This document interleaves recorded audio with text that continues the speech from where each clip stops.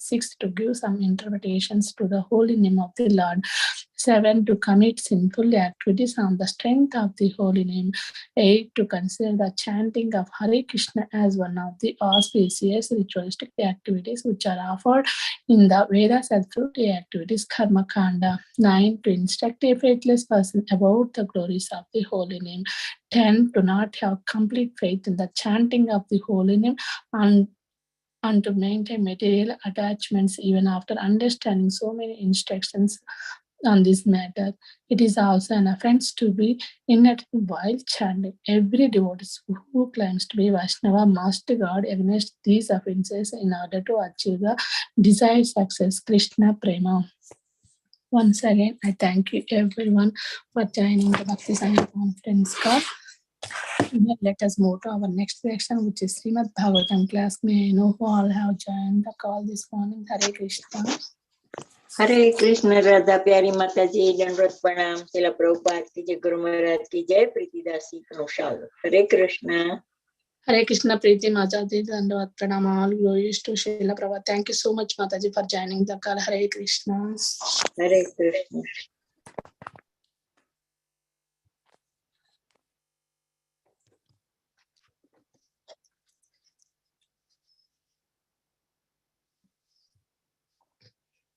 हरे कृष्णा राधा प्यारी माता जी दंडोत प्रणाम शिल प्रभुपाद की जय गुरु महाराज की जय. This is Shama Gauri Devidasi from Charlotte. Hare Krishna Shama Gauri Mataji. Please accept my humble obeisances. All glories to Srila Prabhupada. Thank you so much Mataji for joining the call. Hare Krishna. Hare Krishna Radha Pyari Mataji Dandavat Pranam. All glories to Srila Prabhupada. This is Vinita Gandharvika Devidasi from Texas. Hare Krishna Vindakandarika Mataji Dandavat Pranam. All glories to Srila Prabhupada. Thank you so much Mataji for joining the call. Hare Krishna. Hare Krishna Radha Pyari Mataji Dandavat Pranam. Please accept humble obeisances to you, Guru Maharaj and all the assembled devotees. This is Nanda Priya Narmada Devidasi from Charlotte. Hare Krishna Nanda Priya Namada Mataji Dandavat Pranam. All glories to Srila Prabhupada. Thank you so much Mataji for joining the call. Hare Krishna.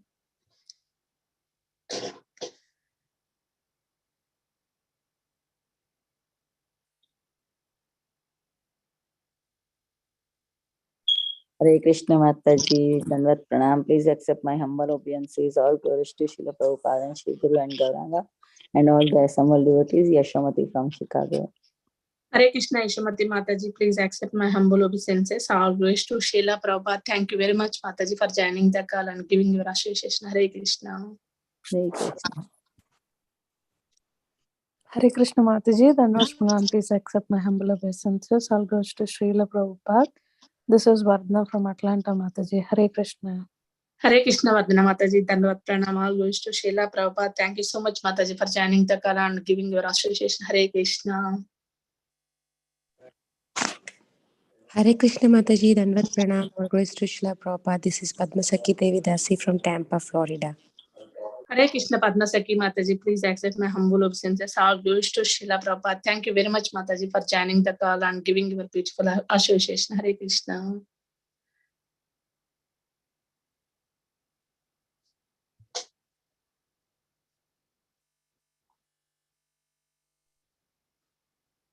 Hare Krishna Mataji, Dandavat Pranam. I offer my obeisances to all the assembled devotees. All glories to Srila Prabhupada. This is Anand from West Bengal. Hare Krishna and Prabhuji Dandavat Pranam. All glories to Srila Prabhupada. Thank you so much Prabhuji for joining the call. Hare Krishna.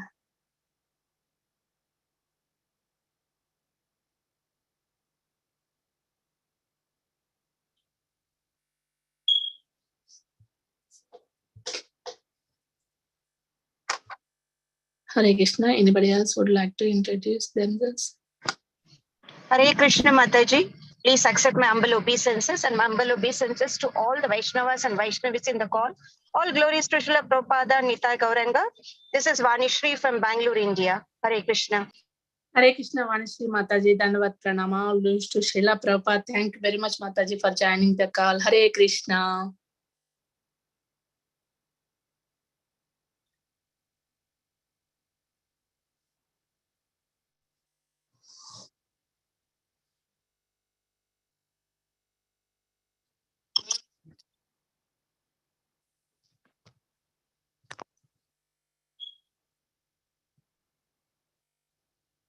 Hare Krishna.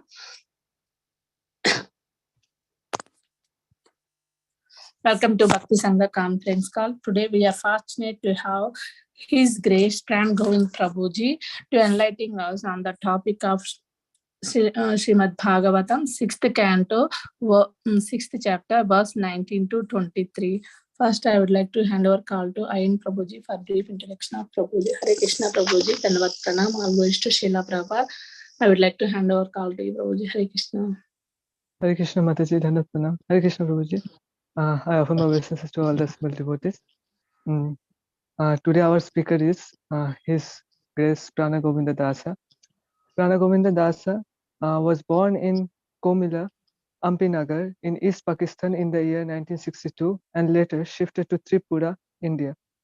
It was in 1971 when he saw Srila Prabhupada the first time during a program and he decided to become a devotee. In 1977, he visited Mayapur for the first time and was initiated by Bhavananda Maharaj in 1979. From 1981 to 1986, he was working in Mayapur as a guest house manager. In 1986, during the 500th anniversary of Lord Chaitanya, he served as the first general manager in Mayapur, managing the Gaur Purnima festival.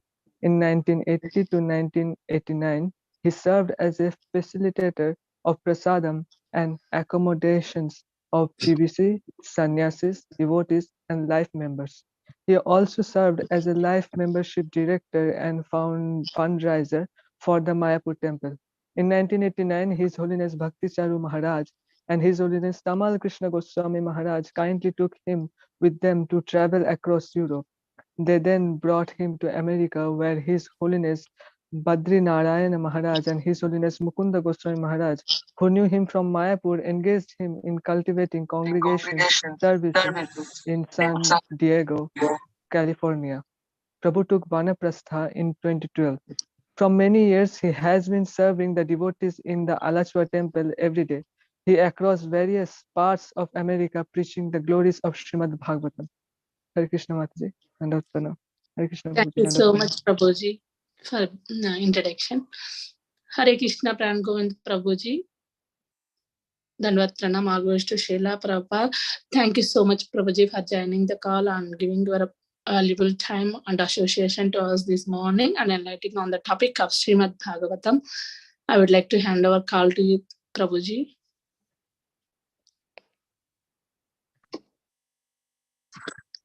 Hare Krishna Mata.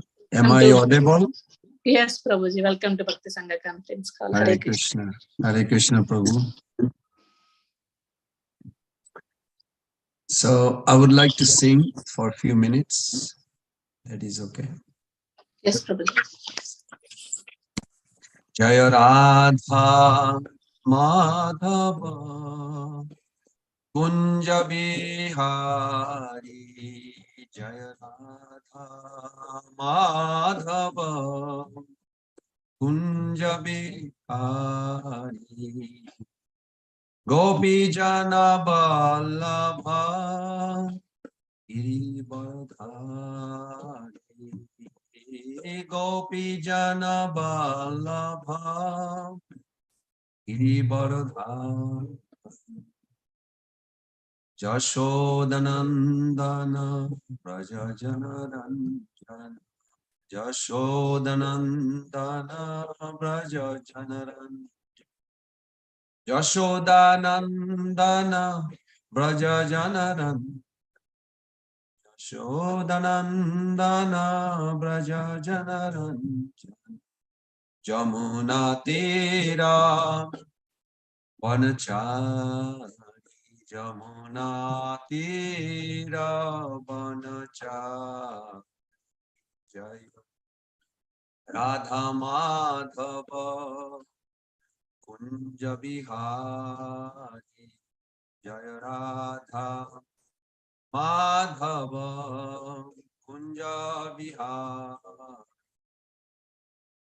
Hare Krishna, Hare Krishna, Krishna Krishna, Hare Hare, Hare Rama, Hare Rama, Rama Rama Hare Hare, Hare Krishna, Hare Krishna, Krishna Krishna, Hare Hare, Hare Rama, Hare Rama, Rama Rama, Hare Hare.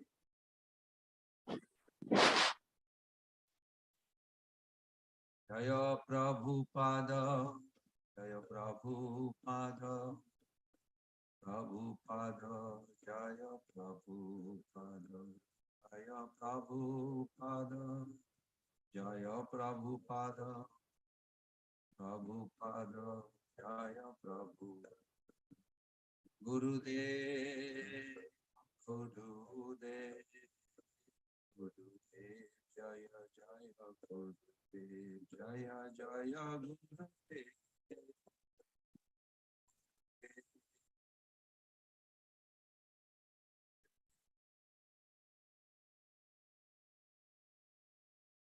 Jayam Vishnupad Paramhansa Paribraj Acharya Shastara Sri Sila Bhai Charna Ravinda Bhakti Vedanta Swami Jagadguru Srila Prabhupada ki jai. ISKCON BBT founder Acharya, His Divine Grace Srila Prabhupada ki jai. Jayam Vishnupad Paramhansa Paribraj Acharya Shastara Sri Sila Bhakti Siddhanta Saraswati Goswami Prabhupada ki jai. अनंत कोटि वैष्णव वृंद की जय। नमाचार्य शिलदास ठाकुर की जय। प्रेम से कहो श्री कृष्ण चैतन्य प्रभु नित्यानंद श्री अद्वैत गदाधर शिवासादि गौर भक्त वृंद की जय। श्री श्री राधा कृष्ण गोप गोपीनाथ श्याम कुंड राधा कुंड गिरि गोवर्धन की जय। वृंदावन मथुरा धाम की जय। मायापुर नवद्वीप धाम की जय। जगन्नाथपुरी धाम की जय। भक्ति जप संघ ग्रुप की जय। समवेत वैष्णव वृंद की जय। गंगा मैया की जय। जमुना मैया की जय। भक्ति देवी की जय। तुलसी महारानी की जय। गौर ब्रह्मानंदे हरि हरि बोल। All glories to the assembled devotees. Hare Krishna. All glories to the assembled devotees. Hare Krishna. All glories to the assembled devotees. Hare Krishna. All glories to Sri Sri Guru and Gauranga. All glories to Srila Prabhupada.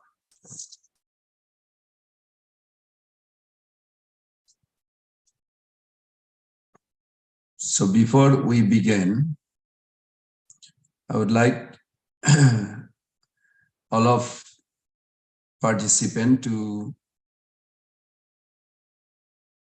pray to Lord Vasudev so that we can have a clear consciousness to perceive his presence in Bhagavatam and in our heart, in our life. Om Namah Bhagavate Vasudevaya. Om Namah Bhagavate Vasudevaya. Om Namah Bhagavate Vasudevaya. Narayanam Namaskritam Naranchaiva Narottamam Devim Saraswatim Vyasam Tato Jayam Mudiraye. Before reciting this Srimad Bhagavatam, which is very means of conquest, we should offer respectful obeisances unto the personality of Godhead, Narayan, Supreme Lord, unto Naranarayan Rishi, the supermost human being, unto Mother Saraswati, the goddess of learning, and unto Srila Vyasdev, the author, and to Srila Prabhupada, the translator and commentator through his purport. Mad eka bandhu, mad sangin, mad guru, mad mahadhana, mad nistaraka, mad bhagya, mad ananda namastute.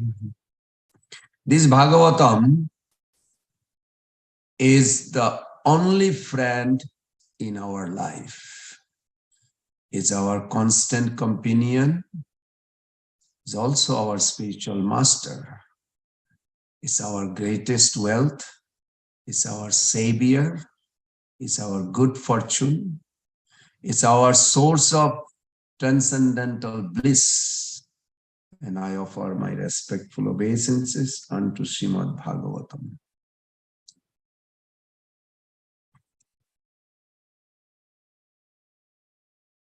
So, Prabhus and mothers, we are serving Srimad Bhagavatam, Canto 6, Chapter 6, text 19 to 23.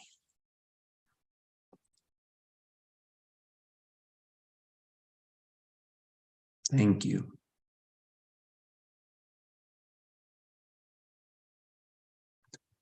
So what I would like to read I would like to chant the first verse and the translation. We have few more, so other can help also, if it is okay. Prajapatir angirasaha swadhva patni pitrin atha atharvangira samvedam putratte chakarot sati. Translation by His Divine Grace, A.C. Bhaktivedanta Swami Srila Prabhupada. The Prajapati Angira had two wives named Swadha and Sati. The wife named Swadha accepted all the pitas as her sons, and Sati accepted the Atharva Angirasa Veda as her son. Okay. Next, text 20. Anybody volunteer?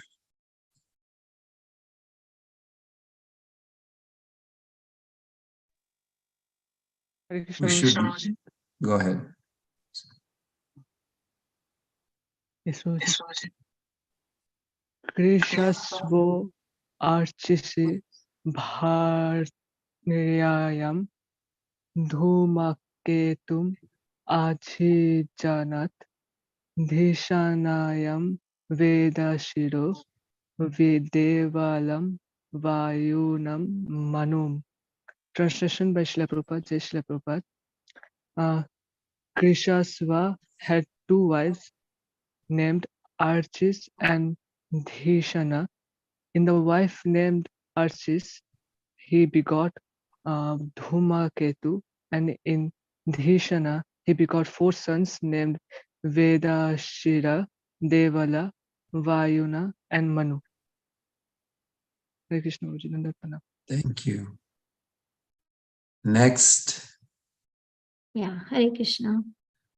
Tartakshya vinata kadru patangi yamini ticha patangyo sutta patakan yamini shalabanatha suparna sutta garudam sakshat yagnesha vahanam surya sutta manurum cha kadrurnagana neshaka kashaha.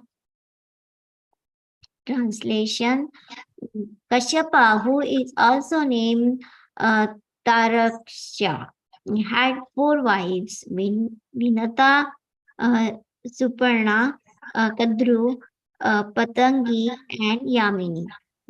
Patangi gave birth to many kinds of birds, and Yamini gave birth to locust. Vinata Suparna gave birth to Garuda and the carrier of Lord Vishnu, and to Anuru and or Aruna, and the charioteer driver of the sun god. Kadru gave birth to different varieties of serpents. These are Next, the last one, 23rd. These are all divine mothers. They are not ordinary human being category. They are divine mothers. But they give birth to a grasshopper, which you just read, locust. Because I just saw a grasshopper this morning. I was just thinking like, wow, funny. They give birth to a snakes, all bugs, beasts, everything. Okay, next 23. Kritikadi Patran Indopatnyastu Bharata Daksha Savnapatyas Tasu Yakshma Graha. Hare Krishna. Translation by Srila Prabhupada. Jai Srila Prabhupada. O Maharaja Parikshit, the Bharatas. The constellations named Kritika were all wives of the moon god. However, because Prajapati Daksha had cursed him to suffer from a disease causing gradual destruction, the moon god could not beget children in any of his wives. Hare Krishna. Okay. And the purport. Because the moon god was very much attached to Rohini, he neglected all his other wives. Therefore, seeing the bereavement of these daughters, Prajapati Daksha became angry and cursed him. Om Ajnanatimirandhasya Yenanjana Salakaya Chakshur Unmilitam Jena Tasmai Sri Gurube Namah. Sri Chaitanya Manobishtam Stapitam Jena Bhutale Shayam Rupa Kadamahyam Dadati Padantikam. Bande aham Sri Guru Sri Juta Pada Kamalam Sri Gurun Vaishnavangscha Sri Rupam Sagrajatam Sahagana Raghunathanitam Tam Sajivam Sadaitam Sabadhutam Parijana Sahitam Krishna Chaitanya Devam Sri Radha Krishna Padan Sahagana Lalita Sri Vishakhanitangsha Nama Om Vishnu Padaya Krishna Prasthaya Bhutale Srimate Bhakti Vedanta Swamini Tinamine Namaste Saraswati Deve Gauravani Pracharine Nirvishesha Sunnavadi Paschata Deshatarine Vancha Kalpataruvesya Kripa Sindhubhayeva Patitanam Pavanebhyo Vaishnavebhyo Namo Namo. Jai Sri Krishna Chaitanya Prabhu Nityananda Sri Advaita Gadadhara Srivasadi Gaura Bhakta Binda. Hare Krishna, Krishna Krishna, Hare Hare, Hare Rama, Rama Rama, Hare Hare. Hare Krishna, Krishna Krishna, Hare Hare, Hare Rama, Rama Rama, Hare Hare. Hare Krishna, Krishna Krishna, Hare Hare, Hare Rama, Rama Rama, Hare Hare.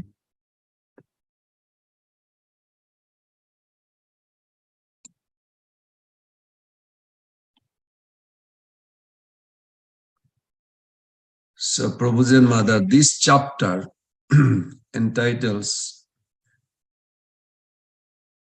this canto says important summary. Obviously, Prabhupada felt it's very important. There is a escaping from hell, which is Ajamil, 3 chapters. Then 4, 5, 6, this 3 chapter talking about Daksha. And then 7 to 13 will be Indra and Vritrasura. So this is the last chapter of Daksha. And this is very important. So this morning I was thinking like, what should I do that will benefit everyone, that will be aligned with our Prabhupada and Guru Parampara. So here I am requesting all of you, please pray for me and bless me that something I heard, what I applied and realized by Krishna's grace, by Prabhupada's grace, that I can verbalize, express to all of you. And hopefully this will please Nitai Gaur, Radhe Shyam, Krishna Balaram, and benefits to all of you. With that note, I began today's. I made a small PowerPoint this morning. So I would like someone to help me, if you can, to read. Actually, I would like all the things to be read by all of you. Someone please unmute and tell me you see it. What I'm showing you.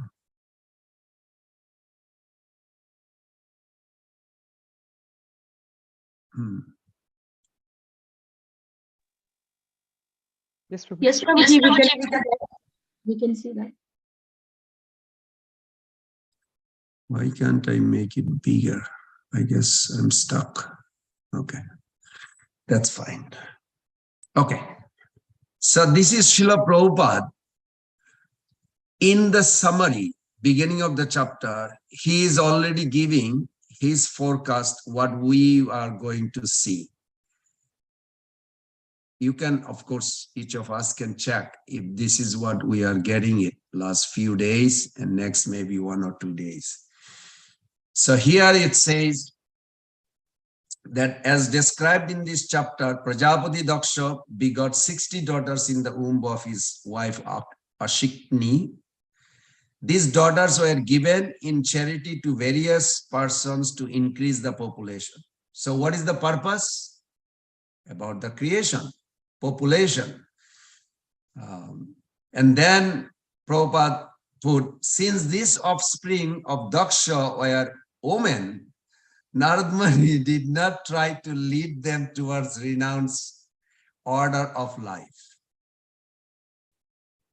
Of course, those who are mothers in the audience, you are more fortunate actually, because you are helping to your husband to become more Krishna consciousness. And more he get Krishna consciousness, you get 50%, 50% of his progress. Plus, you keep your progress, in case if you didn't calculate that way. So, thus, the daughters were saved from Narad Muni. 10 of the daughters were given in marriage to Dharmaraj, 13 to Kashyapa Muni, and 27 to moon god, Chandra. And that's today's actually little discussion. In this way, 50 daughters were distributed, and of the other 10 daughters, 4 were given to Kashyapa and 2 each to Bhuta, like the leader of the ghost, Angira, Krisharsha. One should know that it is because of the union of these 60 daughters with various exalted personalities. Exalted personalities. They are not just like me or anyone. They are exalted, means demigod, semi-demigod, very exalted ruler or controller of different elements, like how you feel right now as I'm reading this, how you feel. It's not you. You're just borrowing the consciousness from that personality. How your life leads, everything. So Prabhupada right here, one should know that it is because of the union of these 60 daughters with various exalted personalities that the entire universe was filled with various kinds of living entity. Did somebody just walk by in my room? Yeah, there is a person. I may not be able to see with this eye. There is a half invisible, visible. The whole universe is filled with species. Visible, invisible, halfway invisible. Sometimes you cannot even get up from your bed. You feel like somebody's, my chest is so heavy. Not somebody's, is not your chest is heavy. Somebody actually sitting there or putting you down. Now, of course, I'm not trying to scare you. You can read this in 3rd canto, 20 chapter. Oh, wait, we're in 6th canto. So we already went through this. So you are already aware of it. Prabhupada was fully aware of what kind of species around. He said in New York, said, if I tell you what I see above and below, you all will be scared, faint. And then he says, more you understand, more you elevate your consciousness, you will be aware also. It's not just the ghost movie made by American movie star. No, it is all fact. But anyway, ghost movie had a lot of truth of Vedic. That's why Sadabhuta Prabhu told me personally about. And then Prabhupada writes, such as human being, demigods, demons, beasts, birds, and serpents. All. Okay. So the next.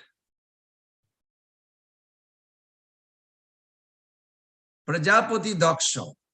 Now, on this Prajapati Daksha, this 6th canto, 4, 5, 6, 3 chapters, entrusted as a progenitor of mankind, angrily cursed Narad Muni for convincing thousands of his sons. What are those called? 10,000 are Harjaswas or Haryasas, however you pronounce, or Shavalashas or Shavalvash, Shavalavash.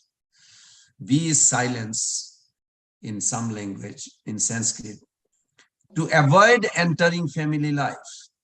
And he felt that, I'm just giving a little brief, he felt that the itinerant sage had gone a great disservice by ushering them into renunciation at such a young age.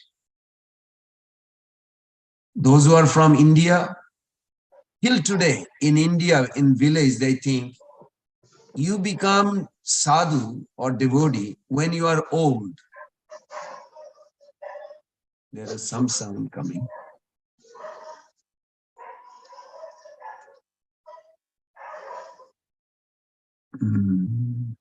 Okay. So they still think in India, many countries, Bangladesh, even neighborhood countries, Sri Lanka, they think when people are old, they can become spiritual practitioner, not early age. This is Daksha mentality. Daksha was later relieved of, how about with the birth of 60 daughters who helped fulfill his task of populating the universe. And I will not go more details, but you already are aware, those who are daily participants, about Prajapati Daksha's birth and prayers. That was chapter 4. Chapter 5 is Daksha's frustrated, Narada cursed, Narada got cursed. And then Prajapati Daksha's daughter. This is the chapter. Here we have a very interesting lesson to learn from all these three. First is, there is a doubt created. We can relate to that. And there is a faith also created within us, and then giving Narayan. And Srila Prabhupada quote this in 10th canto, BBT translation, I would say, 36, chapter 16, that another name, I cannot read the covering part. My slide is covering.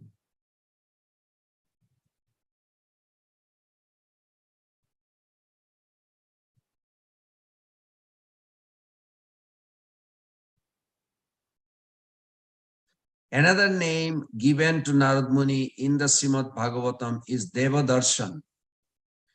This has a triple meaning. Firstly, it indicates one who has seen God. Second, it indicates that getting Narada's audience is as good as getting God's audience. So nice. Third, to see the pure devotee is equivalent to seeing God. It indicates that seeing Narada is as good as seeing all the demigods together. But Daksha misunderstood. I hope none of devotee ever misunderstand.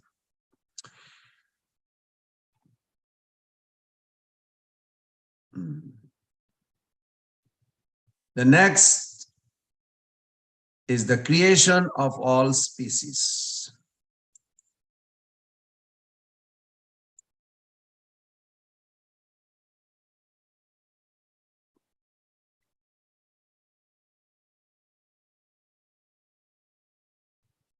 King Prachin Barhi's 10 sons named Prachetas who did severe austerities. I didn't put that, just tapasya. Then moon god Chandra gave Apsara Prabhalocha to Mary. Thus Daksha was born.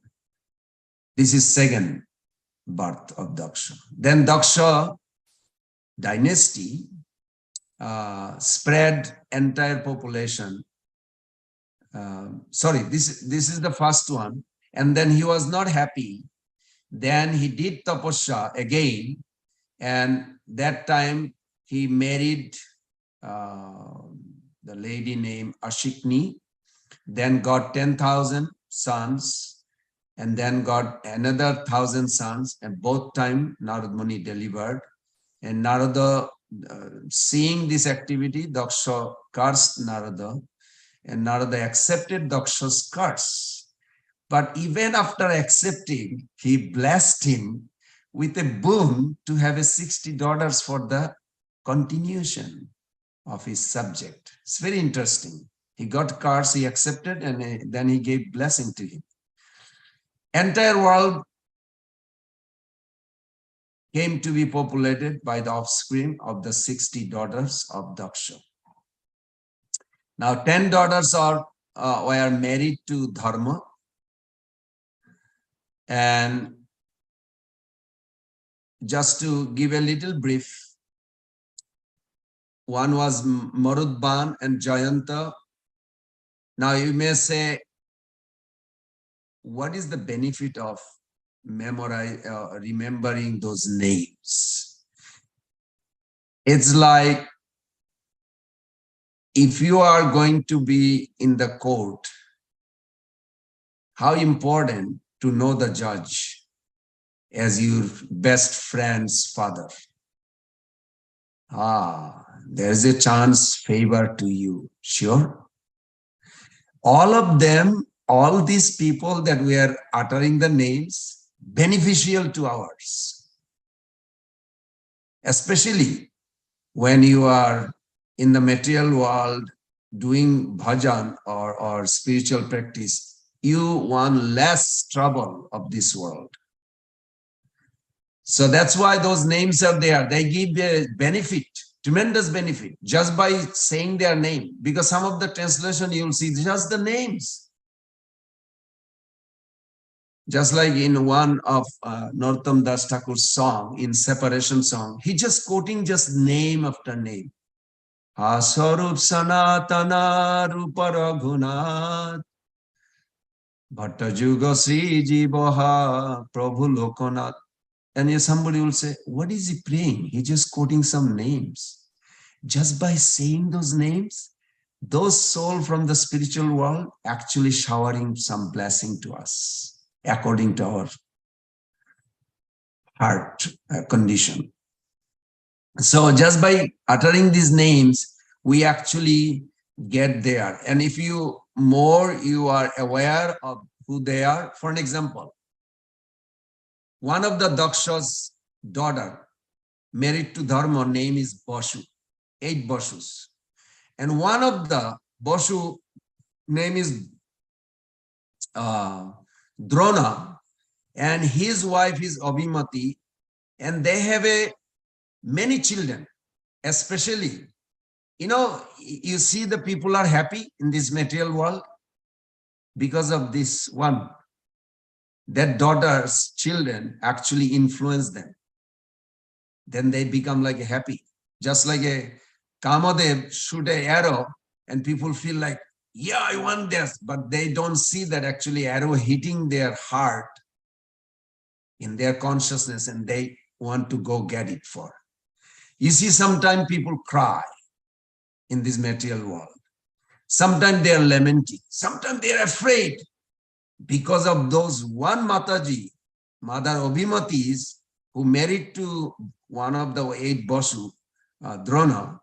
Their children is causing this. They are all over the creation, especially this planet.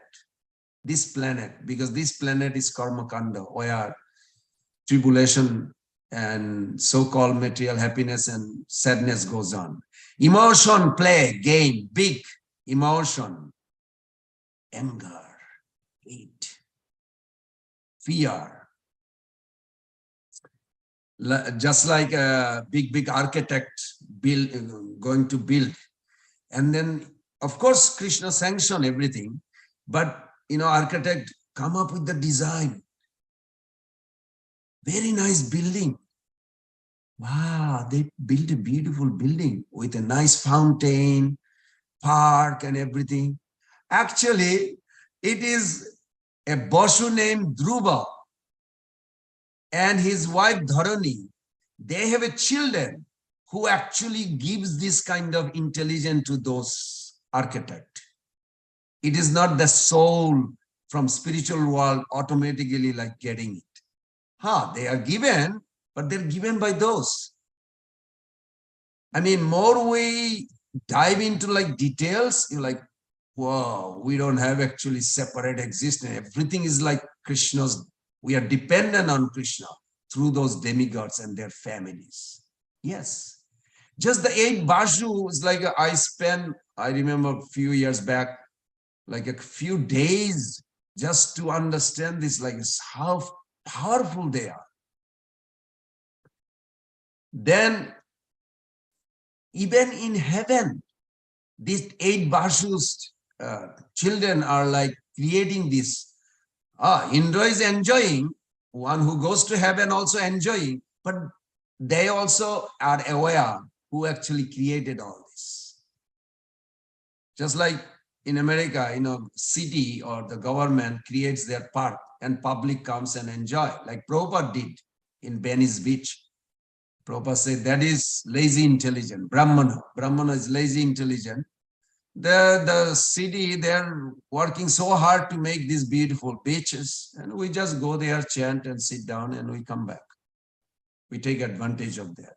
So like this, just like one of the Bashu is Sankalpa.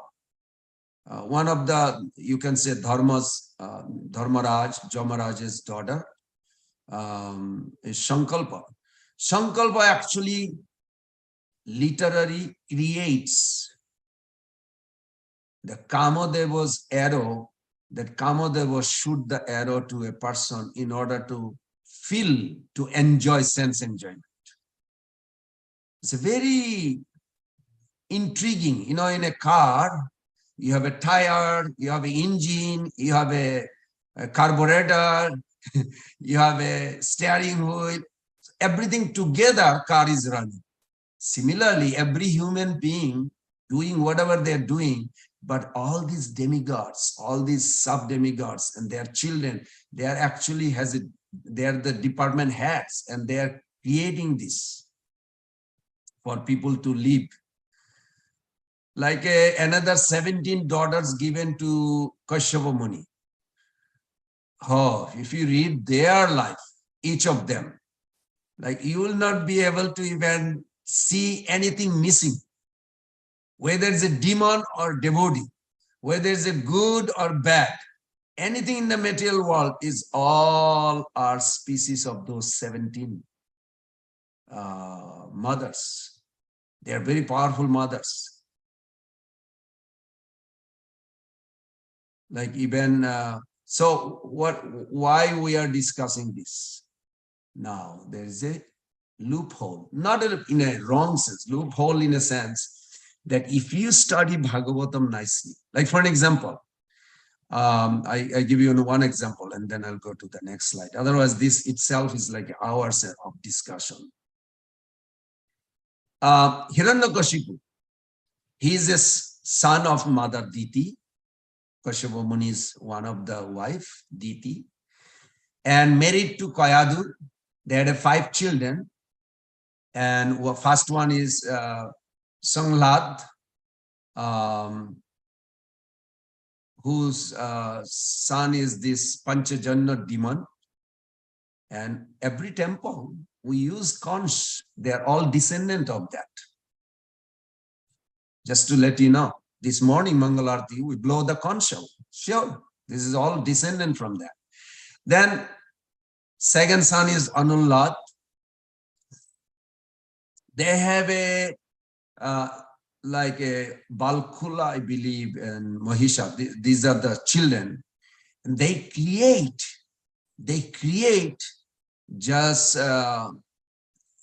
easy route for when you want to perform an activity, you want like a clear clarity, everything's like sun, moon, or no tornado, nothing should be.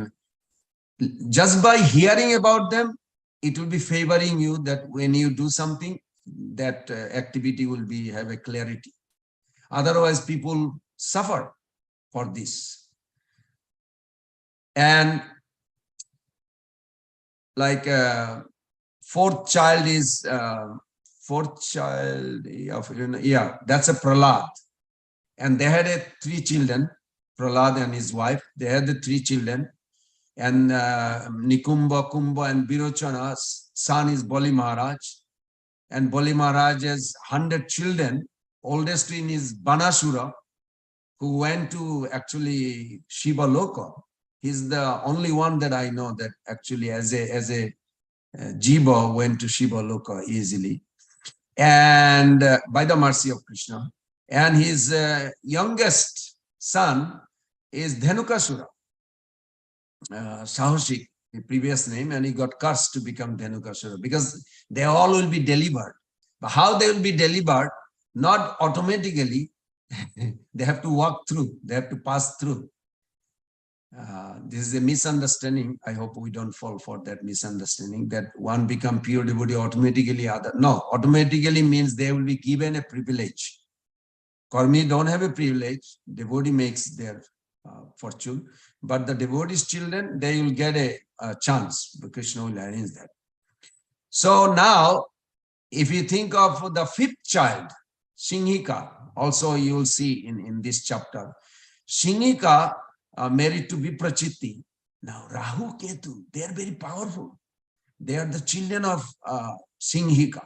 Now, if you read 7th canto nicely, then all this bad influence will be disappearing from your life. So there is a big advantage of it.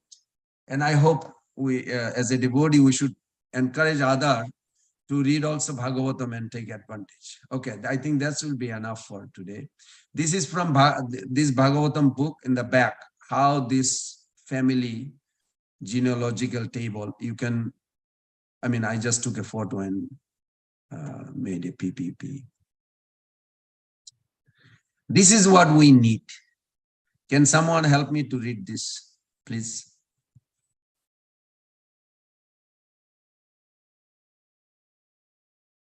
Anyone from the audience? Hare Krishna Prabhuji, Dandavat Pranam. I can type. Sure.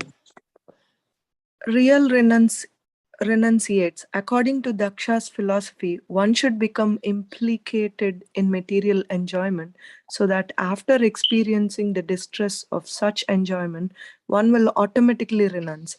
Material nature, however, is so strong that although a man suffers at every step, he will not cease his attempts to enjoy.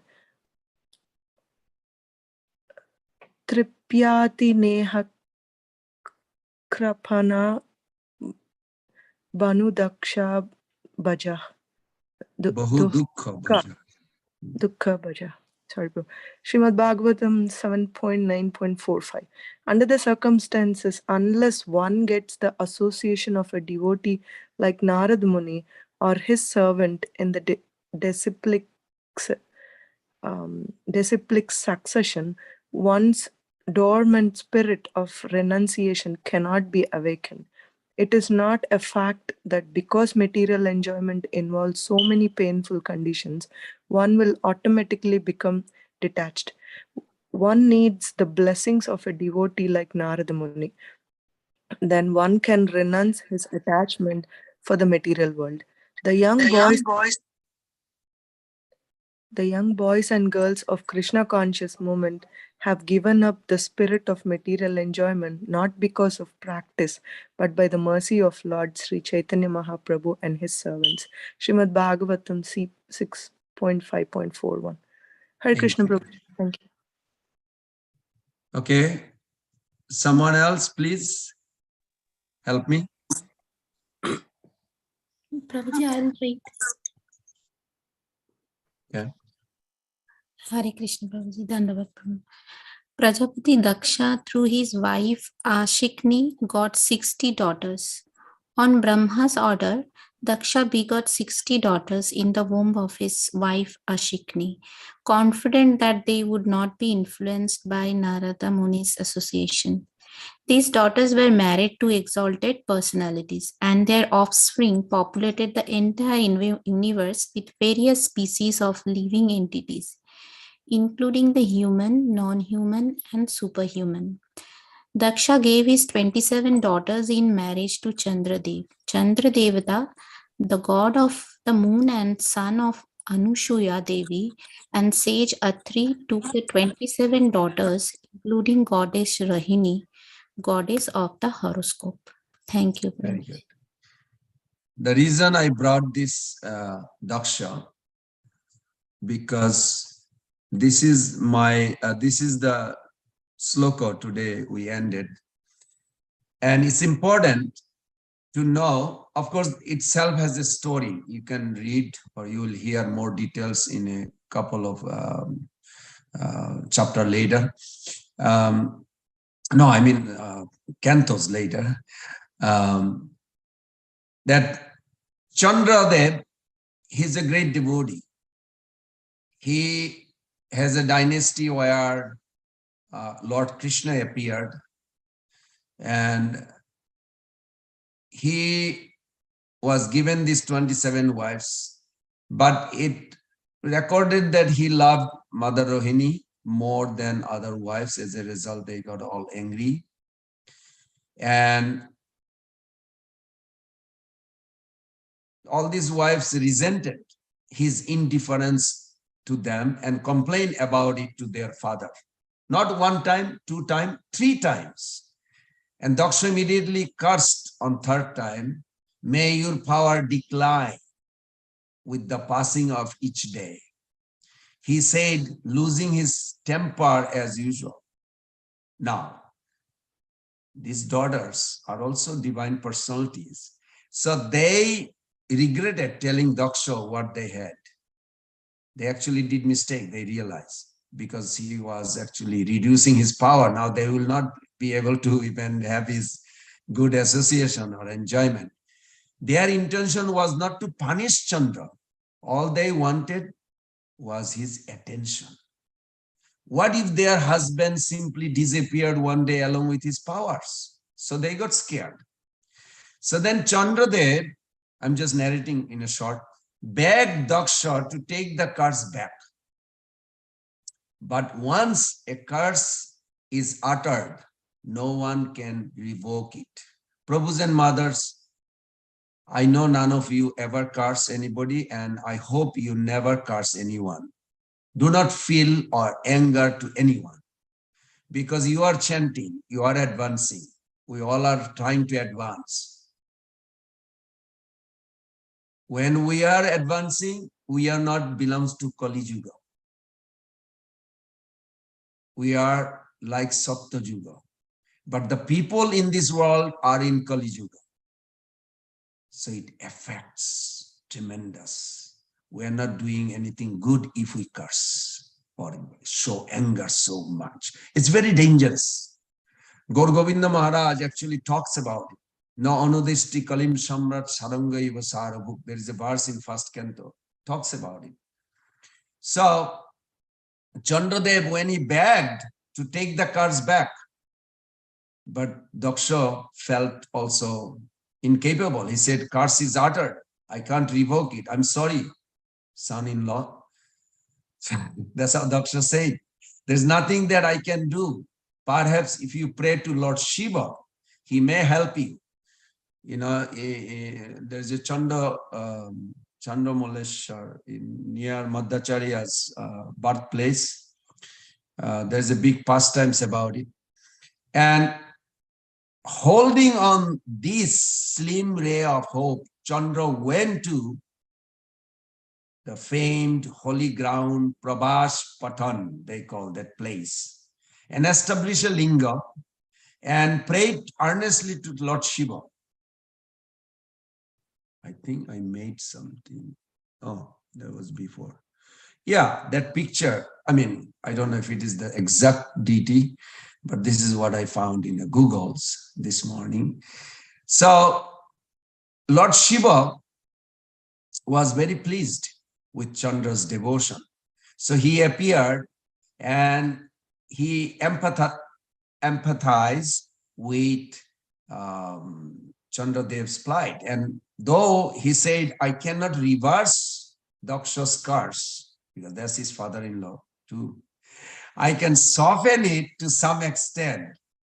From this day onward, you will increase in brightness for 15 days in Shukla Paksha and wane for 15 days in Krishna Paksha. That's why we see the moon. Recently, we saw the moon.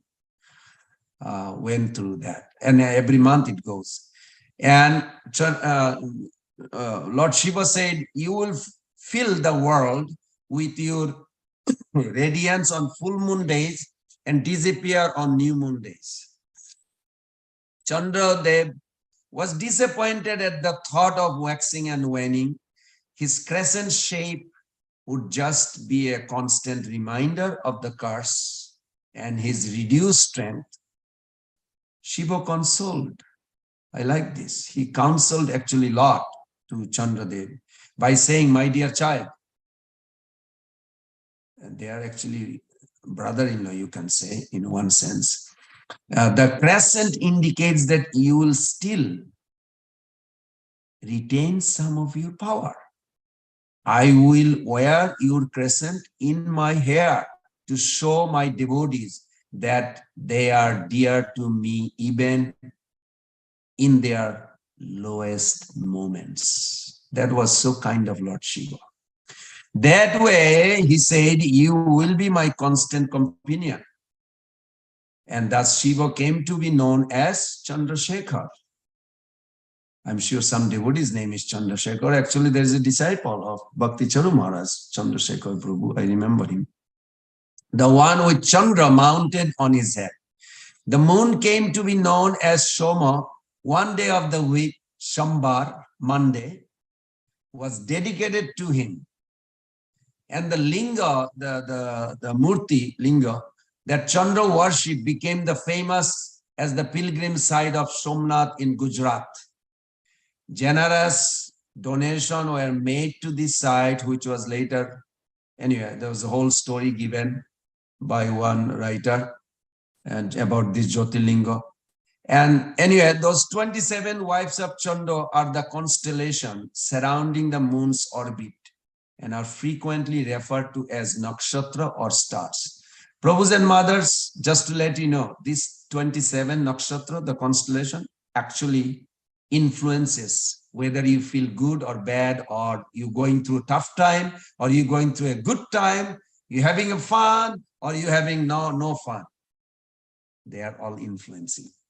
You don't have a choice. Because of the time, I'm going to run. I made too many PPT. I think I'm not going to finish it. Okay.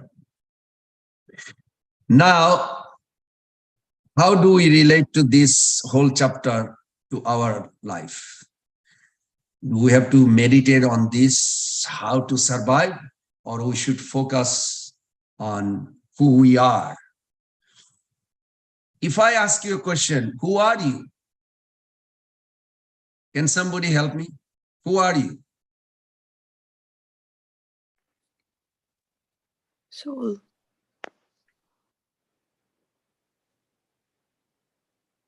That's it? Any other?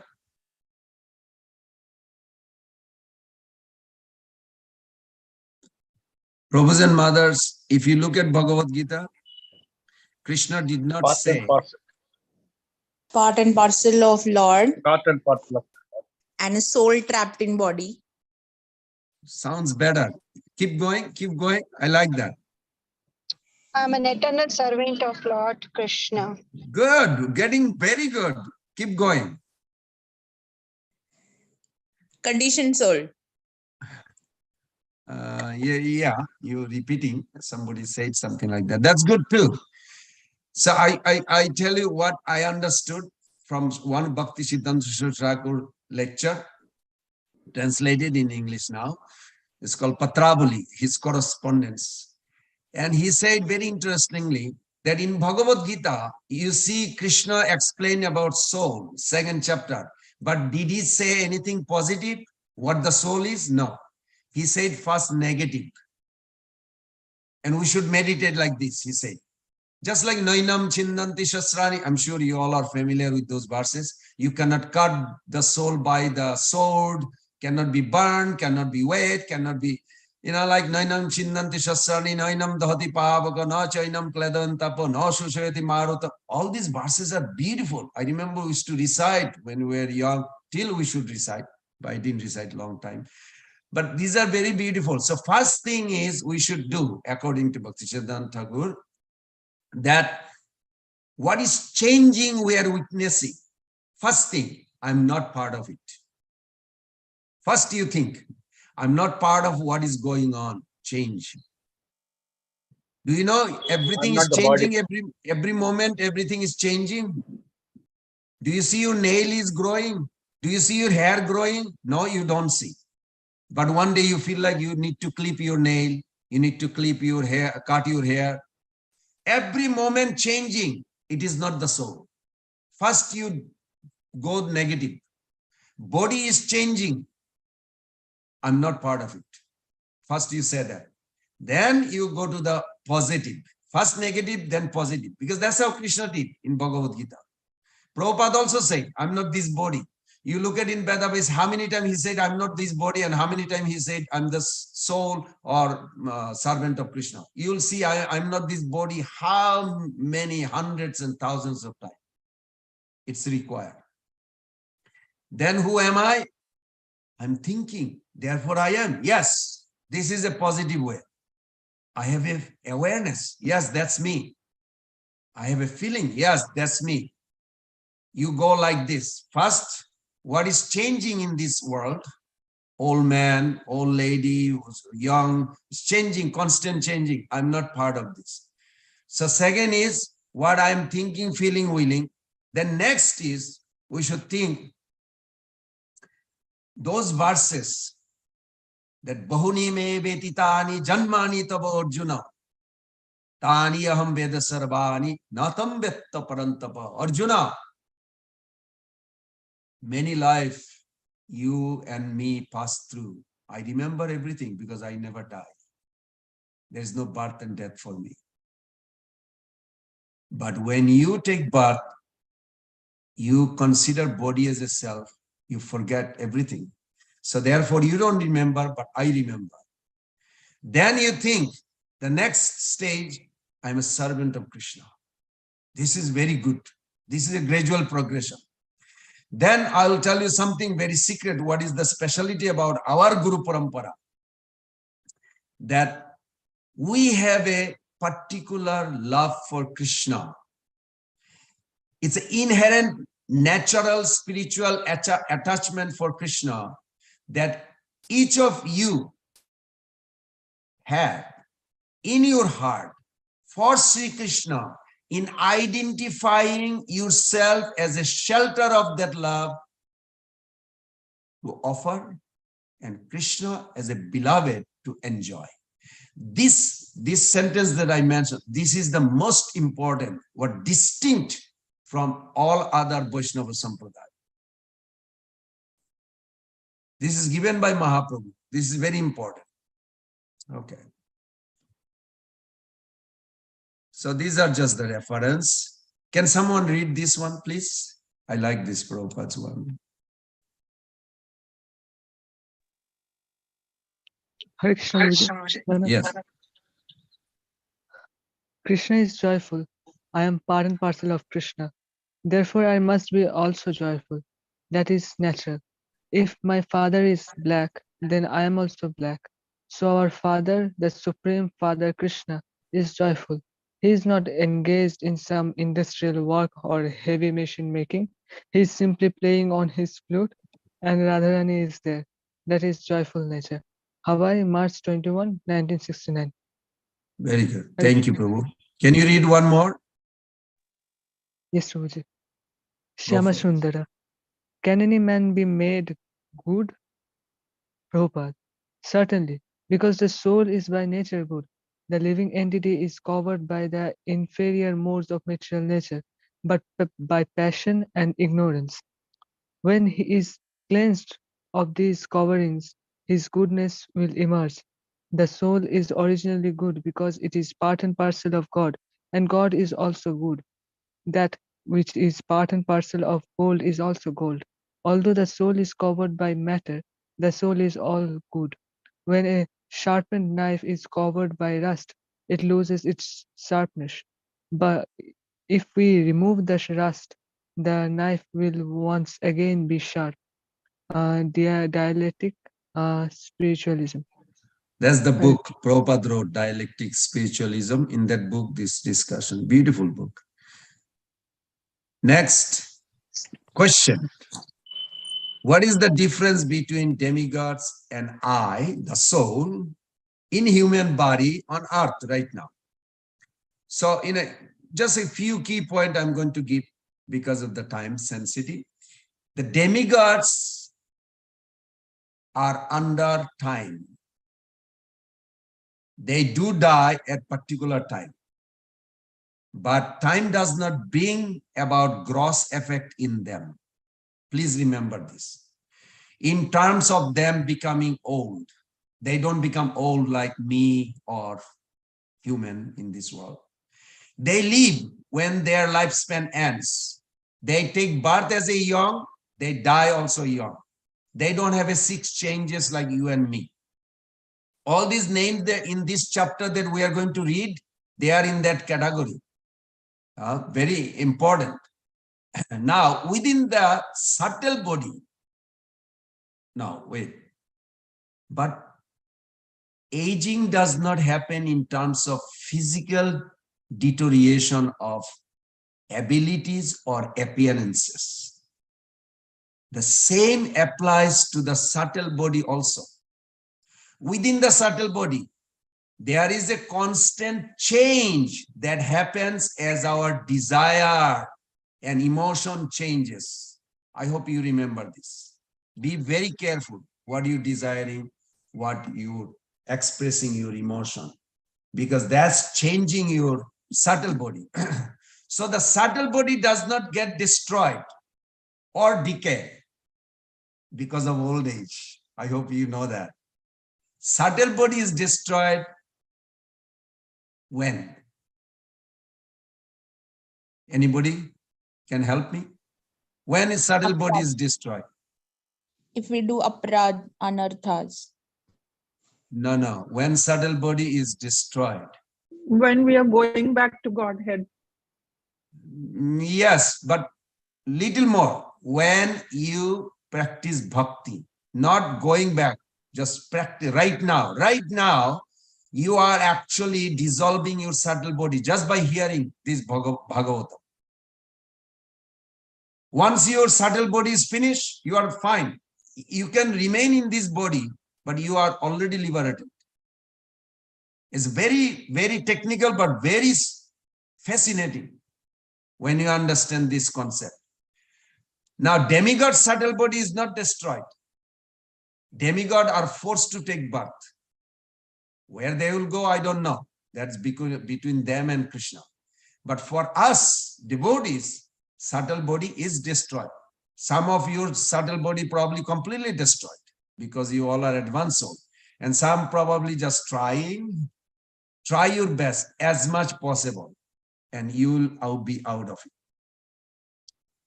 Okay, we are also in Krishna's pastimes. In case you may say, what? We are in Krishna's pastime? Yes, this is Chaitanya Charitamrita, Madhya-lila 22.8. Krishna is performing two types of lila, one in spiritual world with Vishnu Tattva, in the material world with the Jiva Tattva.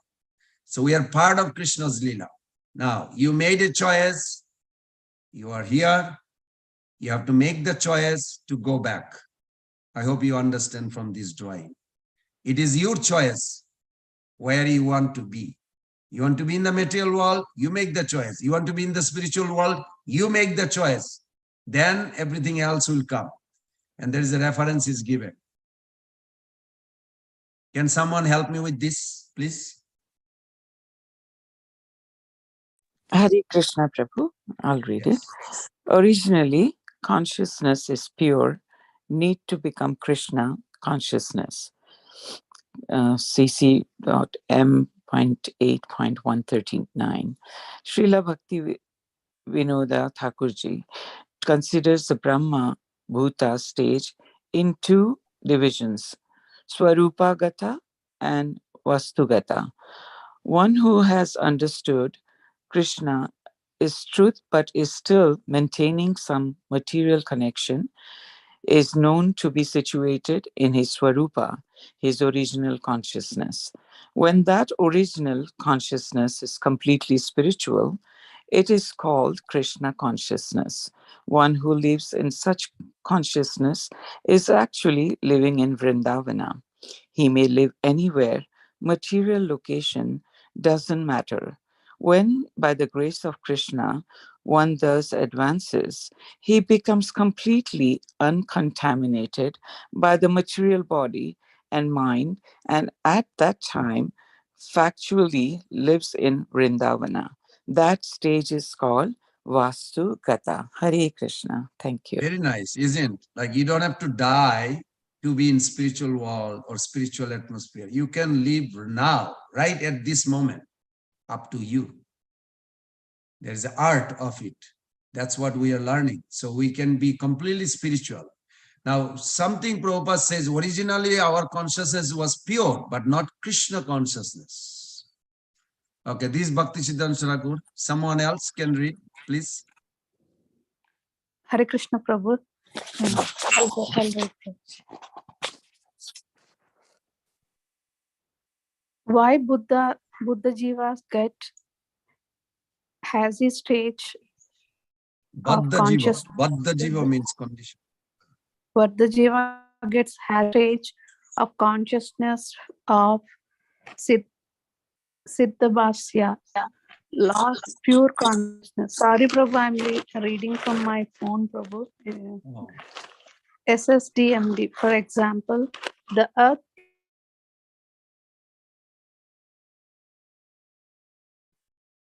I lost you. Someone else maybe can read if it's difficult for Mata. The sun is conceived as a devata, a male god. The soul coming into the material consciousness must come through some hazy reflection of consciousness. Siddha Avasya, only then can the soul experience material consciousness. Before pure consciousness evolves to material consciousness, it will pass through the hazy stage of consciousness or Siddhabhasa. So, in the background of every material thing, there is a spiritual conceptation. This cannot, but that is true. Thank you, Prabhuji. Hare Krishna. Yeah, this is very clear in a sense that if you ever ask a question, I am a pure conscious being. How did I come to feel the matter of the material world? If you ever ask that question, I did. That's why I'm just saying it. This is Bhakti Siddhanta Thakur nicely clearing. When consciousness is coming to the material world, to know the material world, it has to first pass through material consciousness. You cannot say this is Zoom. You cannot say this is computer. Your consciousness already went through this hazy consciousness in order to say this is computer. This is a very interesting, the way he explains. It has to first pass through material consciousness. It can feel what is matter. According to Darwin theory, we see that matter gradually produces consciousness. But before producing consciousness, it must produce some hazy consciousness. Then mind, then the soul. But in reality, it is just the opposite. Subjective evolution parallels objective or material evolution. This is very nice. But in the evolution of consciousness, the super subject, Krishna, is first, then us, individual soul or jiva subject is next. Then from the subjective consciousness of the jivas, matter is produced. Bhagavad Gita 4.24, a wonderful purport Prabhupada gave. You can read that what is matter, what is spirit. How did we come? Because it bothers many devotees. How did we come here? Like after 40, 50 years, that question is again, why? Why did we misuse that? It's like, wow, 50 years you passed, everything is over. You are now so advanced, but still that question is lingering, needs to be reflected. It's good. So as long as we have a clear understanding, the consciousness must penetrate hazy consciousness to perceive matter. Okay, we'll go to the next. Can someone read this one, please? I can read. Hare Krishna Prabhu. Maya mutta jivara nahi swataya Krishna yana jivare kripaya khela Krishna Veda Purana. When a living entity is enchanted by the external energy, he cannot revive his original Krishna consciousness independently. Due to such circumstances, Krishna has kindly given him the Vedic literatures such as the 4 Vedas, 18 Puranas, CC Madhya 20.122. Hare Krishna. Thank you. Mother, can you originally you are Krishna conscious, okay. You have Krishna in your heart. Can you become Krishna conscious without the help of this Bhagavatam? No. Ah, very good. This is what it means. Very good. Thank you. Hare Krishna Prabhu. Next, I made a question.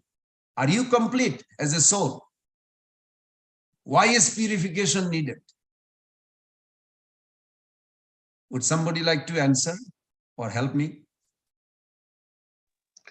Yes, we are complete as a soul, but we are conditioned. So hence we need to purify ourselves. I'm not completely convinced. If you are complete, you will remain complete. You never become incomplete. So your first statement, you said we are complete. That means something is not defined what is complete means. Okay, I understand now. So we are not complete because we are dependent on Krishna. So to that extent, we are not complete. So at the same time, we are like embodied in this body and conditioned for so many lifetimes. So hence purification is required. Very good. Very intelligent mother. Very nice. Yes, the soul is complete, but there are different kind of completeness, as you mentioned. Very nice. Difference between Krishna's completeness and our completeness. Krishna is independently, eternally complete by himself, for himself, of himself. What is dependently complete? If we consider, Prabhupada gave that example, hands as an example. Our hand is perfectly equipped of functioning, no? Gripping, touching, writing, so many things. I'm waving also, all of you, through my Zoom. Similarly, we are complete. But if the hand is cut off from the body, its functionality and utility is not there. Means the hand's functionality and utility is depend on its connectedness. Similarly, we are complete. We are not independently complete. Our completeness is dependent completeness. Since we are dependent on Krishna to be complete, when we imagine, Prabhus and mothers, when we imagine, because I did this million times, that I can be complete with something else other than Krishna, that is called conditional, cause of conditional or impurities. Whenever anybody ever thought, I can be complete, what about something else? That is condition. That is called impurities or anarthas.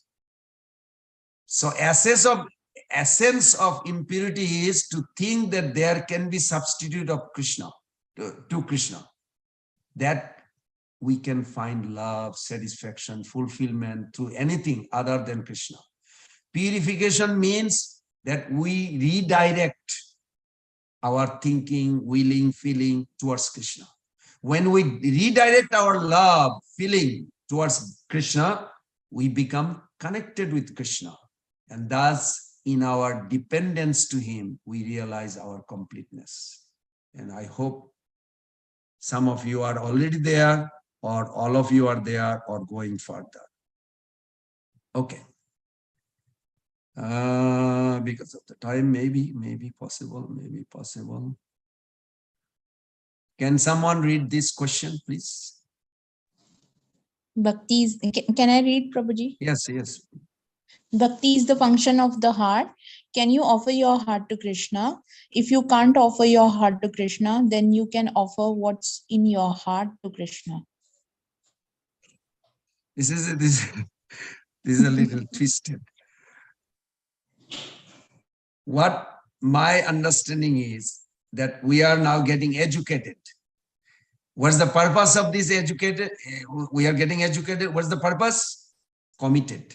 If we are not making commitment to Krishna Guru to grow further, then our education is not actually applied. So education is not just verbalization, that is saying, I know this, I learned this, I know that pastime. Education is a transformation. Real education is not the education of the words, but education of emotions.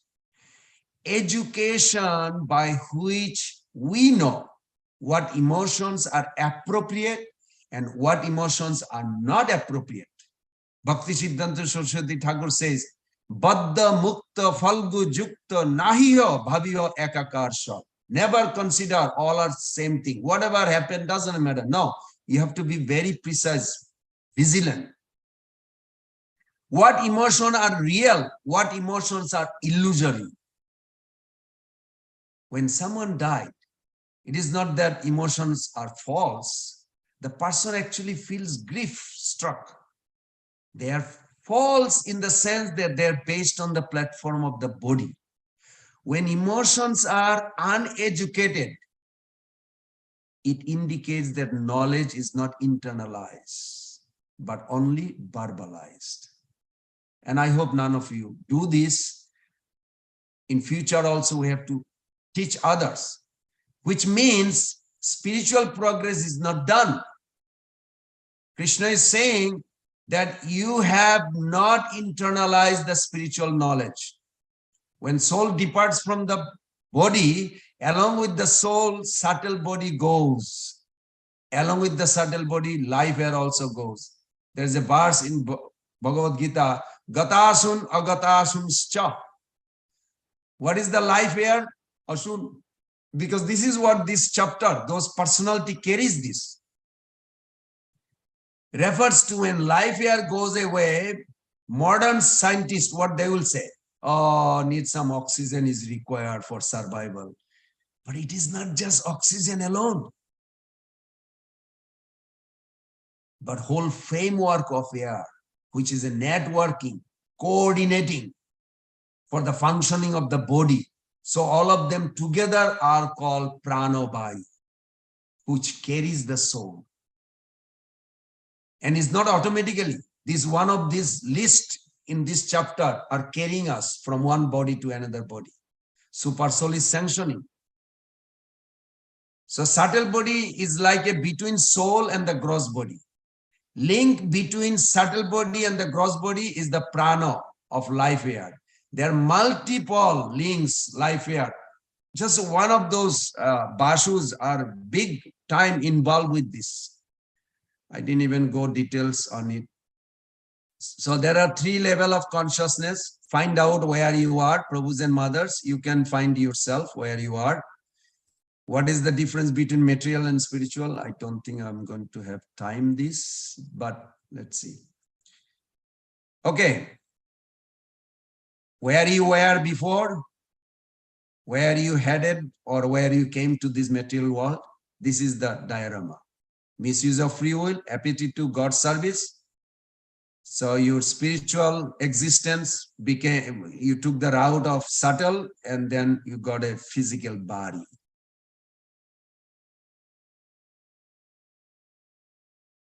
So these are the few questions.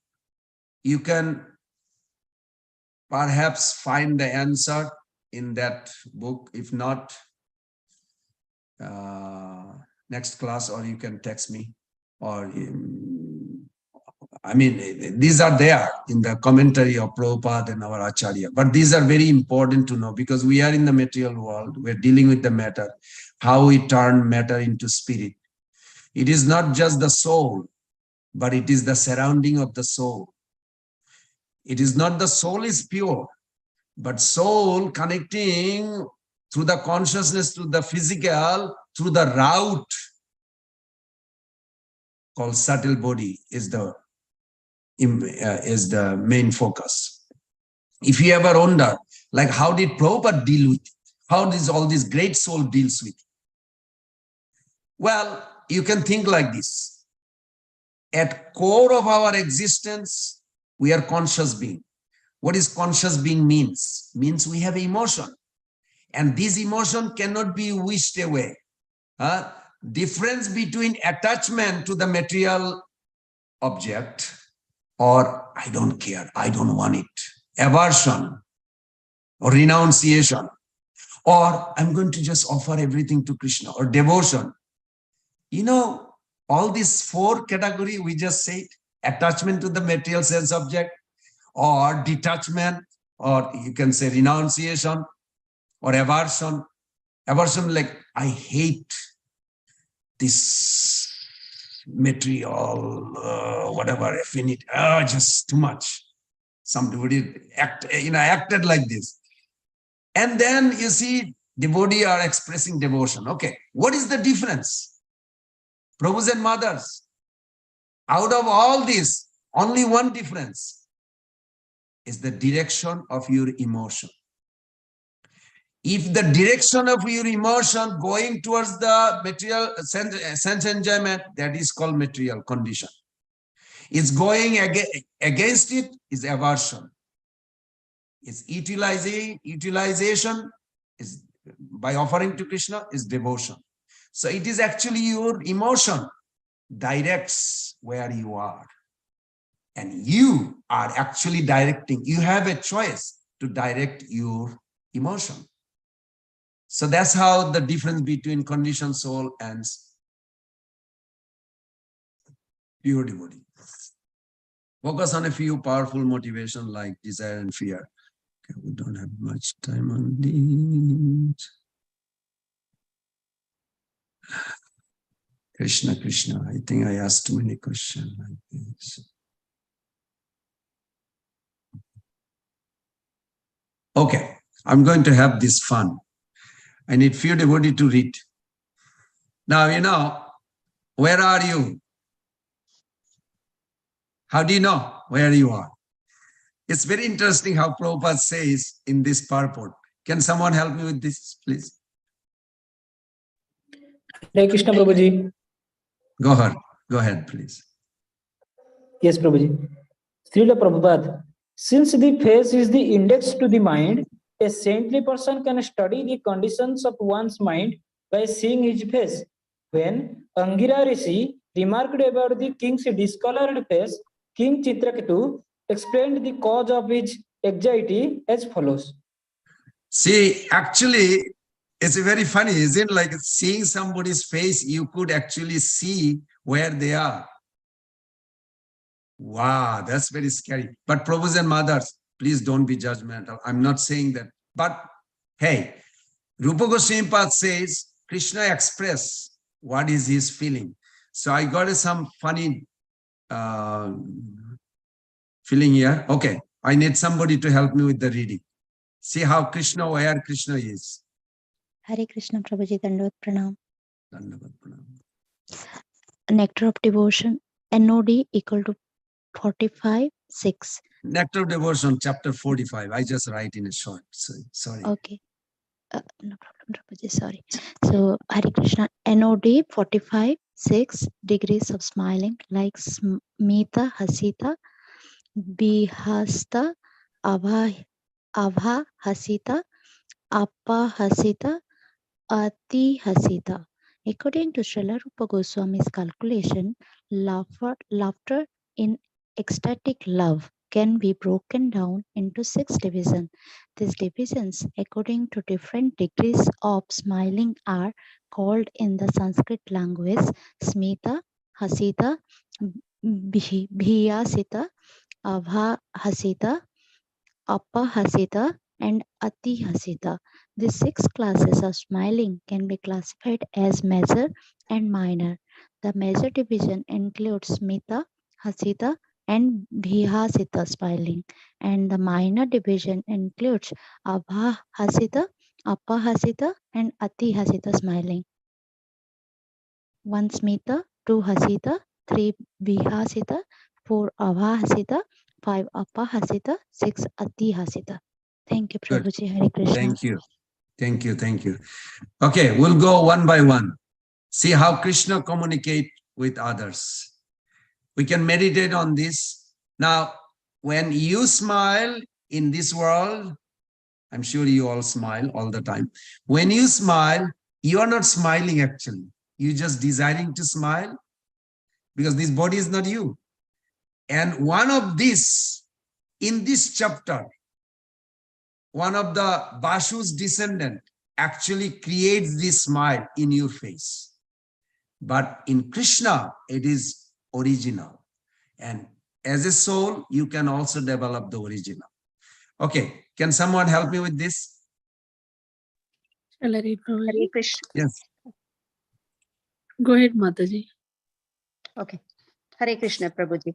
One Smita, when one is smiling but his teeth are not visible, one can distinctly mark a definite change in the eyes and in the cheeks. This is called Smita smiling. Once, when Krishna was stealing yogurt, Jarati, the headmistress of the house, could detect his activities, and she was therefore coming very hurriedly to catch him. At that time, Krishna became very much afraid of Jarati and went to his elder brother Baladeva. He said, "My dear brother, I have stolen yogurt. Just see, Jarati is coming hurriedly to catch me." When Krishna was thus seeking the shelter of Baladeva because he was being chased by Jarati, all the great sages in the heavenly planets began to smile. This smiling is called Smita smiling. Hare Krishna. You know, all those demigods, thank you, Mother. All the demigods and the sages are from this chapter. This is Radharani's Smita smile. Okay, one more. 2. Hasita. Smiling in which the teeth are slightly visible is called Hasita smiling. One day, Abhimanyu, the so-called husband of Radharani, was returning home, and at that time, he could not see that Krishna was there in his house. Krishna immediately changed his dress to look exactly like Abhimanyu and approached Abhimanyu's mother, Jatila, addressing her thus, "My dear mother, I am your real son, Abhimanyu, but just see, Krishna, dressed up like me, is coming before you." Jatila, the mother of Abhimanyu, immediately believed that Krishna was her own son and thus became very angry at her real son, who was coming home. She began to drive away her real son, who was crying, "Mother, mother, what are you doing?" Seeing this incident, all the girlfriends of Radharani who were present there began to smile, and a portion of their teeth was visible. This is an instance of Hasita smiling. Thank you. Okay, one more.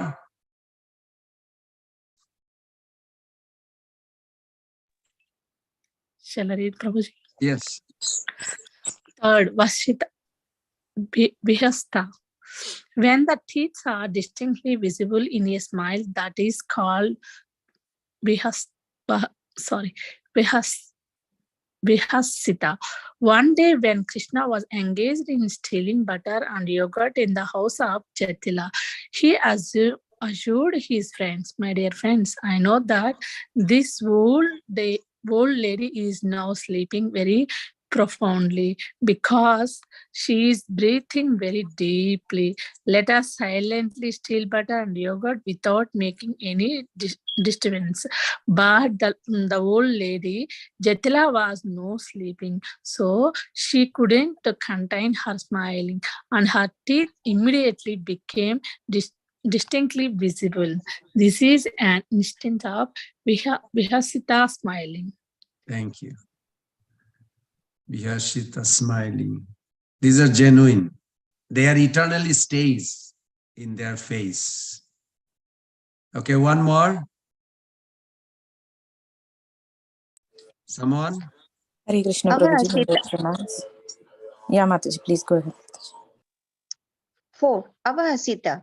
In a state of smiling, when the nose becomes puffed and eyes squint, the smiling is called Avahasita. Once early in the morning, when Krishna returned home after performing his rasa dance, Mother Yashoda looked upon Krishna's face and addressed him thus, "My dear son, why do your eyes look like they have been smeared with some oxides? Have you dressed yourself with the blue garments of Baladeva?" When Mother Yashoda was addressing Krishna in that way, a girlfriend who was nearby began to smile with a puffed nose and squinting eyes. This is an instance of Avahasita smiling. The gopi knew that Krishna had been enjoying the rasa dance and that Mother Yashoda could not detect her son's activities or understand how he had become covered with the gopi's makeup. Her smiling was in the Avahasita feature. Hare Krishna. Thank you. Even that blue cloth was Radharani's. This is Abhashita. Krishna smiles. Okay, one more. I have 2 more to finish. Hare Krishna, Prabhu. Yes. 5. Apahasita. When tears from the eyes are added to the smiling and the soldiers are shaking, the smile is called apahasita. When child Krishna was dancing in response to the singing of the old maidservant Jarati, Narada was astonished. The Supreme Personality of Godhead, who controls all the movements of great demigods like Brahma, was now dancing to the indication of an old maidservant. Seeing this fun, Narada also began to dance, and his soldiers trembled and his eyes moved. Due to his smiling, his teeth also became visible, and on account of the glaring effulgence from his teeth, the clouds in the skies turned silver. Thank you, Prabhuji. Hare Krishna. Thank you.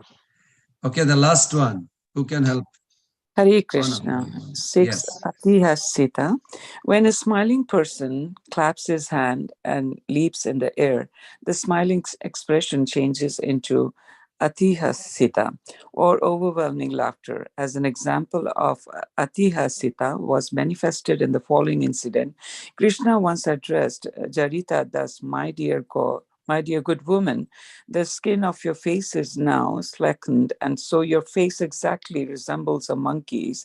As such, the king of the monkeys, Balimukha, has selected you as his worthy wife.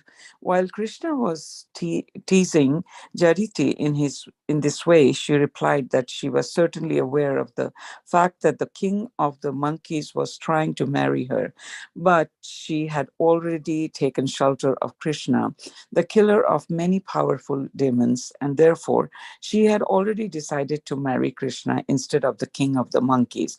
On hearing this sarcastic reply by the talkative Jarita, all the cowherd girls present there began to laugh very loudly and clap their hands. Their laughter, accompanied by the clapping of hands, is called Atiha Sita. Hare Krishna. Thank you, Prabhu. Very good.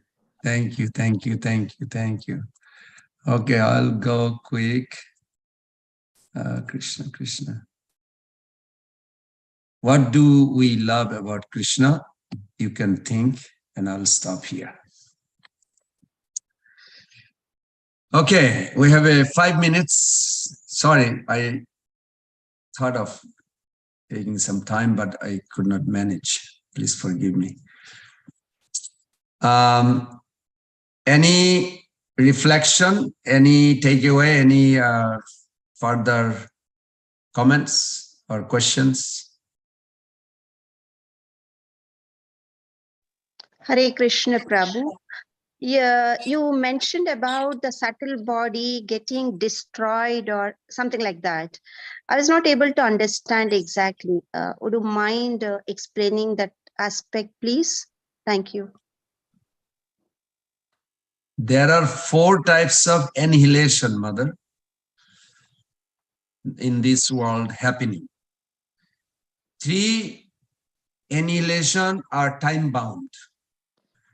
Like every day, some creature is born and dies. This is one kind of annihilation. Then Brahmaji is, every day he goes to sleep, annihilation takes place. When he wakes up, creation began. Then end of Brahma's life is also another annihilation.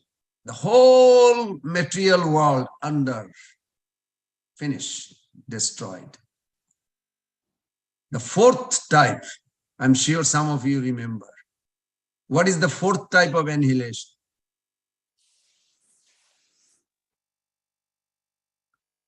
When we become Krishna conscious. Right now, in the Zoom, we are discussing about Krishna and our subtle body. So there is 3 things. You have 3 existence right now. You have a physical, you have a subtle, you have a soul. Hearing about Krishna, Krishna's laughing, this is feeding the soul. Hearing about the subtle body, how it destroys, this is the subtle body actually getting also purified. And after the Zoom finish, please go and take prasadam. So your physical body will be nourished. Your physical body you have to maintain with the prasadam, breathing, bathing, like this, cleaning, keeping the hair cut, clip nails, all kinds of. Then subtle body, you have to hear the philosophy to purify the subtle body. And you have to feed the soul also by hearing about Krishna, Krishna's quality. So you have to do three things. So back to your original question of the annihilation. The fourth annihilation, you are already there. You are doing it. Either you completely annihilated your subtle body, or you are on the way, process of purifying. These are the four annihilation. I hope that helps you. Is that okay, Mother? Thank you, Prabhu. Hare Krishna. Thank you. Hare Krishna, Prabhuji. Yes. Prabhuji, having a small question that we discuss about all the laughter that Krishna has. So can you please mention that these are mentioned in which chapter of Bhagavad Gita for reference? The laughter, these are in Nectar of Devotion, chapter 45, Prabhupada writes. Actually, Rupa Goswami Pad writes, Prabhupada translates. All right. Hare Krishna, Prabhu. My Hare obeisances to you. Prabhu, my question is related to the 6 stages of human life, which we divide in 100 years. But my question is that during Satyug, during Dwapar, Treta, when life was in thousands, how are they divided then? Same. You just add a 0. You have 100 in Kali Yuga. Add a 1 more 0, that's Treta Yuga, Dwapar Yuga. And then 1 more 0, Treta Yuga. 1 more 0, Satya Yuga. It's the same formula. But Prabhu, Mother, I have not understood. But If Mother, the life... to be honestly, not everybody lives 100 years. Maybe you are lucky. I don't know about me, but I know a lot of even devotees. I don't see 100 years really. Very few. I mean, I don't mean to be critical, but to be honestly, it's like 80, 90, maybe not. So even if the calculation is you are given, it's not really going to work for everybody. There are a lot of people dies in 70s and 80s. They don't even go to 90s. What to talk about 100? No, Prabhu, I mean, during Satyug, if they lived for 10,000 years or maybe less, how would you divide the 6 stages of their lifespan? Srila Prabhupada gave a very nice explanation. He said, Jivanam Sarva Bhuteshu. In 7th chapter Bhagavad Gita, that verse is there. The lifespan is controlled by Krishna. So if that person commit a lot of crime, he will not live what is destined to get. He will die early. If the person is very pious and very well-wishing to the community and other, his presence is required, Krishna may expand it. It's not exactly like divided by 6. That's the idea. But ultimately, Krishna controls it. Prabhu, suppose, like we say, Dhruv Maharaj, he ruled for 36,000 years. I want to know how much period was his childhood, manhood, and the sannyas and vanprasth. He didn't have any. 36,000 years. He did not have any of this.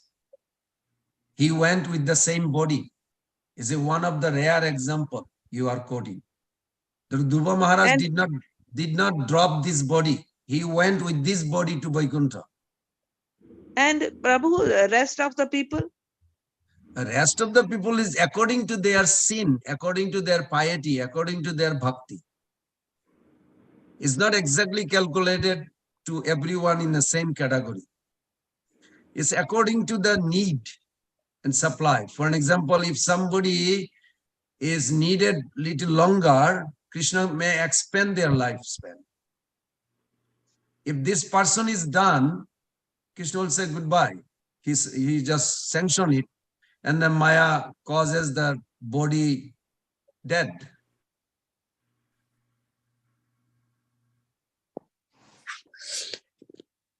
Just like Radhanath Maharaj told me when I was driving to meet Sripad Bhakti Charu Maharaj in Advent Hospital. He was about to leave. Radhanath Maharaj called me. I don't know from where he got the information. He called me and I was driving. And Maharaj said, it's such a nice thing. I was like, I never forget this. He said, please tell Maharaj, we want him to stay with us. We need his association. It's so valuable. He is doing such a great favor to the movement of Prabhupada. But then he put a pause and he said, but if Krishna and Prabhupada desire for him to go for next service, very important, then he should feel completely free and leave.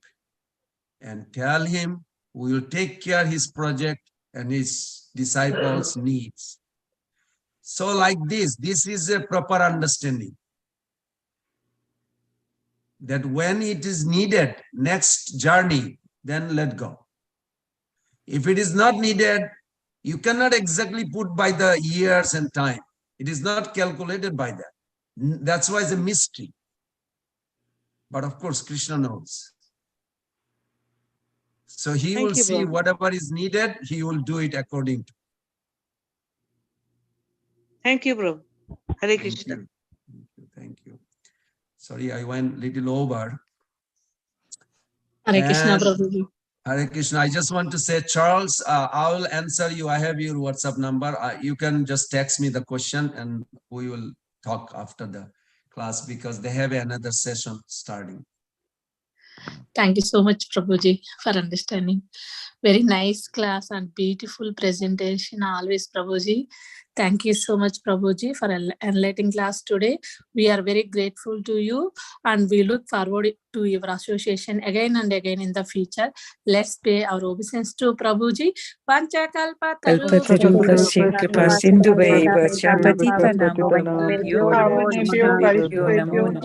Namah Ananta Bhagavatam Ki Jai Prabhupada ki jai. Ki Jai Gauranga Hare Krishna, Hare Krishna, Prabhuji. Krishna. Thank you everyone for joining today's class. We'll meet again tomorrow. Hari Bol.